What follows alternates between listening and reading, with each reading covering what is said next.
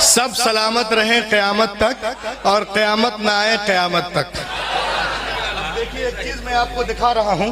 आज हम जलसा करते हैं हाजी रमजान साहब क़िबला माशाअल्लाह 39वां सालाना प्रोग्राम है ये हमारे हाजी साहब ये जलसा करते हैं और दीगर लोग जो भी, तो लोगों के पेट में दर्द होता है कि जलसा क्यों करते हैं, नबी की तारीफ क्यों करते हैं। आइए एक जलसा दिखाता हूं, मिलादे मुस्तफ़ा। कहाँ? लंदन में। किताब का नाम द 100। देख लें, सफा नंबर 26। और वो जो प्रोग्राम लंदन में हुआ उसमें अल्लामा नूर मोहम्मद साहब नहीं है, कामिल मियाँ नहीं है, कारी साहब नहीं है, मैं नहीं, रिजवान भाई नहीं, लियाकत भाई नहीं, इंजीनियर साहब नहीं, रीस साहब नहीं, हमारे ये भाई नहीं, हाजी साहब नहीं, कारी अब्दुल अलीम साहब क़िबला नहीं, नकीब साहब नहीं, कोई मुस्लिम नहीं, गैर मुस्लिम है, यहूदी ईसाई, और रसूलुल्लाह की तारीफ कर रहे हैं। लहक के बोलो, कैसे तारीफ कर रहे हैं सुनिए आप। In his book Letters on the English, Voltaire relates that during his stay in England in 1726, 1726 में प्रोग्राम हुआ लंदन में। उसका मौजू था कि दुनिया में करोड़ों इंसान आए हैं। Who was the greatest man in the world? दुनिया में जो करोड़ों इंसान आए हैं उनमें सबसे अजीम कौन है, नंबर 1 कौन है? उसने कहा कि इस सवाल का जवाब मैं दूंगा। 26 साल घूमने के बाद जब वो डॉक्टर कहता है पूरी दुनिया में जब घूमा, उसके बाद कहा कि सुनो, उस सवाल का जवाब ये है, हजरत Mohammad was a greater man than the world। कायनात की सबसे अजीम हस्ती कोई और नहीं, मुहम्मदुर रसूलुल्लाह। सुभान अल्लाह, ये मेरे नबी की तारीफ है। अपने तो अपने गैर भी करते नजर आ रहे हैं। अब आगे बढ़े आप। उसने तारीफ तो कर दी, अब पूरी दुनिया में खलबली मच गई। उसको अरेस्ट कर लिया गया और अमेरिका की कोर्ट में उसको बुलाया गया। कहे तुम एक ईसाई हो, तुमको हजरत ईसा की तारीफ करनी चाहिए, मरियम की तारीफ करना चाहिए, न्यूटन की तारीफ करनी चाहिए, तुमने मोहम्मद सल्लल्लाहु अलैहि वसल्लम की तारीफ क्यों की? बोलो। सामने 300 लोग बैठे हैं कोर्ट में, ये अकेले हैं। इसने जज से कहा, जज साहब गिव मी ओनली 10 मिनट्स। जज साहब मुझे 10 मिनट दीजिए, मैं 10 मिनट में साबित कर दूंगा कि मैंने मोहम्मद सल्लल्लाहु अलैहि वसल्लम की तारीफ की तो क्यों की। जज ने कहा हाँ जी तुम्हें 10 मिनट देते हैं, तुम बताओ। तो वो कहते हैं कि सुनिए, दुनिया में जितने भी नामवर लोग पैदा हुए हैं, if you study about life we will find then they get education under the best school, colleges and the universities under the best teacher। दुनिया में जितने भी नामवर लोग पैदा हुए हैं उनकी जिंदगियों का मुताला करो तो अपने वक्त के बेहतरीन तालीमी इदारों में किसी उस्ताद के पास तालीम पाते नजर आ रहे हैं। न्यूटन इतना बड़ा साइंसदान बना किसी उस्ताद से तालीम पाकर, गिलेलो तालीम पाकर, विलियम हार्वे तालीम पाकर, अलेक्जेंडर फ्लेमिंग तालीम पाकर, सुकरात तालीम पाकर, बुकरात तालीम पाकर, और आगे बढ़े अरिस्टोटेल तालीम पाकर, प्लेटो तालीम पाकर, लीलन तालीम पाकर, स्टालिन तालीम पाकर, लिंकन तालीम पाकर, नेपोलियन तालीम पाकर, विलियम शेक्सपियर तालीम पाकर। But there is only Muhammad in whole over the world. There is only Muhammad in whole over the world.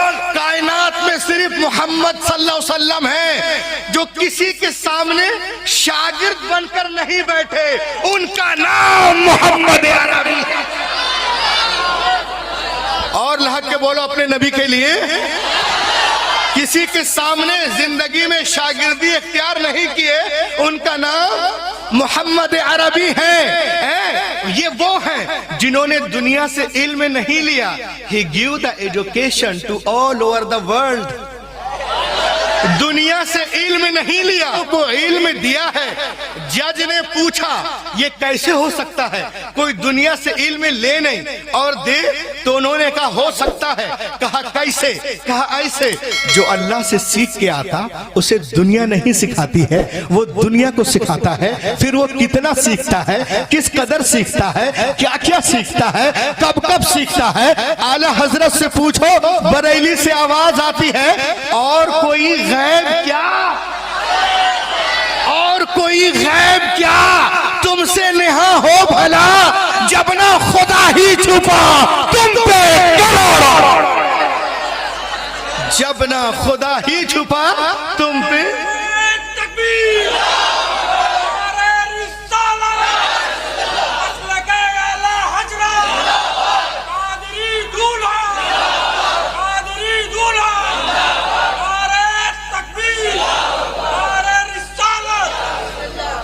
जब ना खुदा ही छुपा तुम पे करोड़ों दुरूद।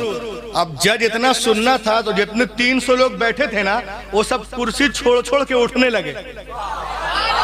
सुनिए आप, नबी की तारीफ अमेरिका के सुप्रीम कोर्ट में वो कहता है कि हजरत मोहम्मद ने दुनिया को क्या तालीम दिया, मुझे बताओ। तो उसने कहा सुनिए सर, जिस वक्त हुजूर दुनिया में तशरीफ लाए उस वक्त अरब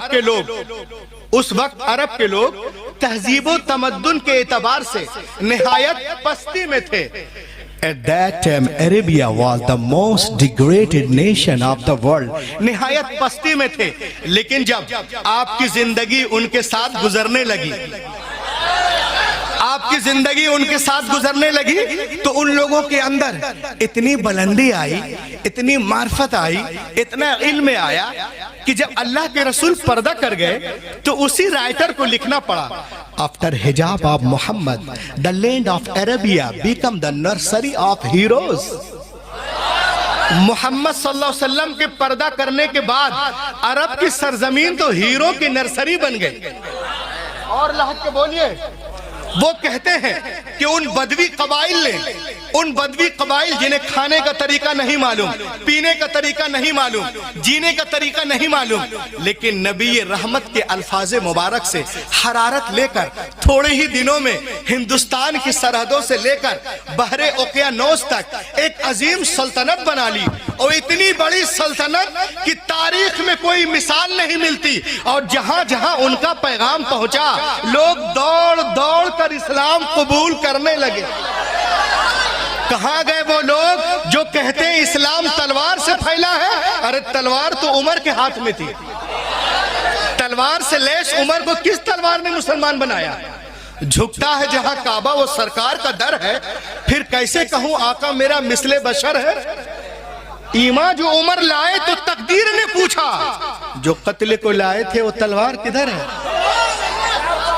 तो जहां जहां उनका पैगाम पहुंचा, लोग उनके मजहब में दौड़ दौड़ कर दाखिल होने लगे। और सुनिए, दुनिया में कोई कौम या नस्ल ऐसी नहीं जो अपनी पेशवा की हर हर हरकत की तकलीद करती हो। अगर कोई कौम है तो मुसलमानों की कौम है, और जिनकी हर हर अदा, उठना, बैठना, चलना, फिरना, मिलना, जुलना, लेना, देना, नहाना, धोना, हंसना, मुस्कुराना, मिलना, जुलना, बाल बच्चे, तौर तरीक, जलवत, खलवत, नमाज, रोजा, तिलावत, इबादत, अयादत, हज, उम्रा, अकीका, कुर्बानी, रमल, हलाल, सफर, हजार, सुलह, जंग, आमदो, रफ, हर हर अदा शरीयत बन गई, कोई और नहीं, मुहम्मदुर रसूलुल्लाह।